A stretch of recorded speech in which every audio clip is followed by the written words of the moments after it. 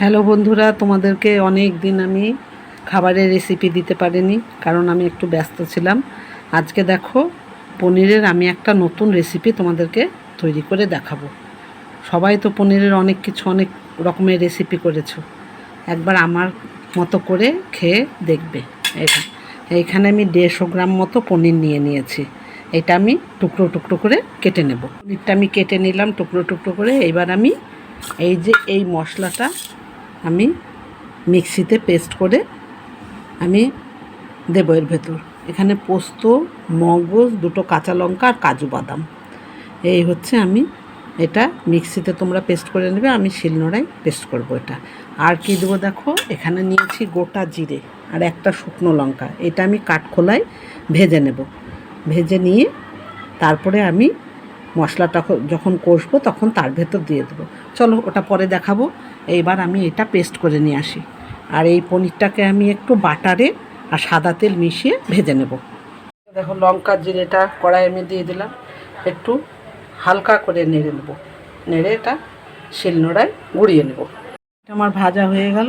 এইবার আমি কড়াইয়ে বাটার আর সাদা তেল দিয়ে পনিরটাকে ভেজে পরিমাণ মতো আমি বাটার দিয়ে দিলাম। তোমরা কম বেশি করে নেবে পনির অনুযায়ী। আমি একটু সাদা তেল দিয়ে দিলাম। দেখো গরম হয়ে গেছে। এবার আমি পনিরটা একে একে ছেড়ে দেব, দিয়ে 2 পিঠ উল্টিয়ে পাল্টিয়ে আমি ভেজে নেব।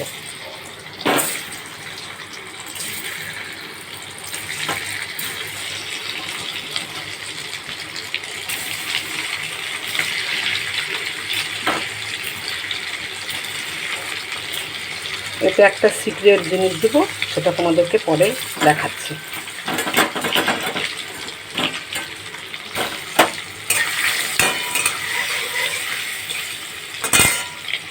এটা আমি হালকা করে একটু ভেজে নিই। ভাজা হয়ে গেছে। এবার আমি এটাকে তুলে নেব।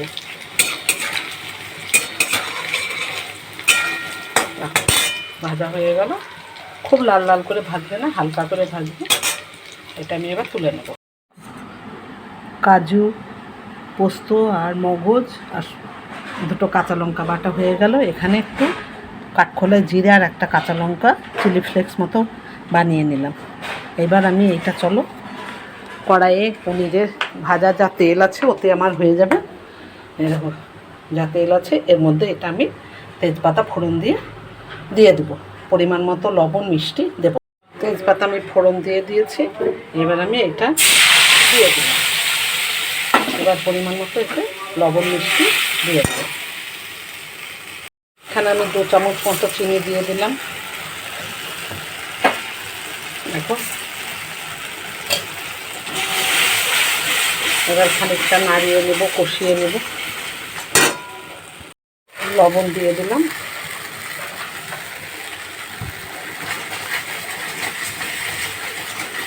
আর আমি জিরে গুঁড়োটা যে করে রেখেছিলাম এর মধ্যে আমি এর মধ্যে দিয়ে দিলাম। দিয়ে খানিকটা নাড়িয়ে নেব।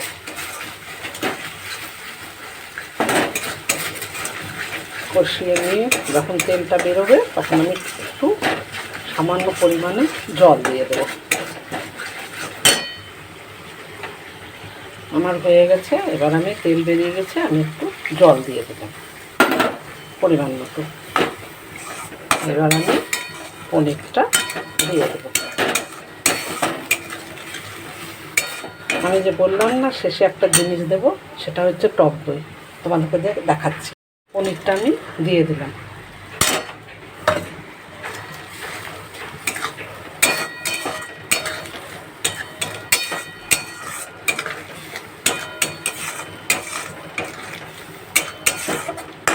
এটা খানিকটা হতে থাক।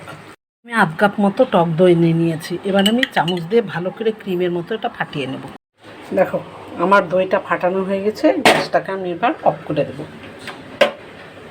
করে দিয়ে আমি এটা ওর উপর দিয়ে ছড়িয়ে দেব। এবার আমি একটুখানি গরম মশলার গুঁড়ো সামান্য পরিমাণে ছড়িয়ে দেব। দেখো, আমার এটা তাহলে পনিরের টক ঝাল মিষ্টি দই পনির আমার কমপ্লিট হয়ে গেল।